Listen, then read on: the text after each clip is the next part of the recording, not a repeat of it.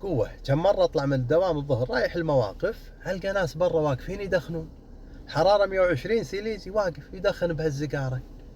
أنا أقول هذه سيجارة ولا أفيون اللي تخلي الواحد يوقف بنار الله الموقدة عشان يدخنها؟ شو يبا والله السجاير ترى والله ما منها فايدة. قبل الحريم يحبون كوجا كذا دخن، الحين حتى أبو عنتر يدخن روثمن. تدخن ترد البيت ريحتك خيشة فحم، ما حد يبيك تدخن بمكانه، لا مطعم لا سوق لا طيارة، حتى المسعدة تدخن قدامها تقول لك روح نام بالصالة. والحين سعر الباكيت صار غالي، والله لو تجمع فلوس السجاير يمكن تشتري لك بيت بالنهضة يم المقبرة عشان على طول. قبل الياهل يدخن عشان يقولوا عنه ريال، انت الحين ايش حق تدخن؟ حتى الحين لا يتزوج لدرجة انك تدخن تهون. في مثل انجليزي يقول تبوس مدخن كأنك بايس طفاية، عاد هذه اخرتها طفاية. وبعدين ريحة الدخان ما تروح، ريحة السجاير، تاكل علج تاكل هيل تاكل تيس، ماكو فايدة، كأنك توك صابغ طوفة بيتكم ها. يلا يلا.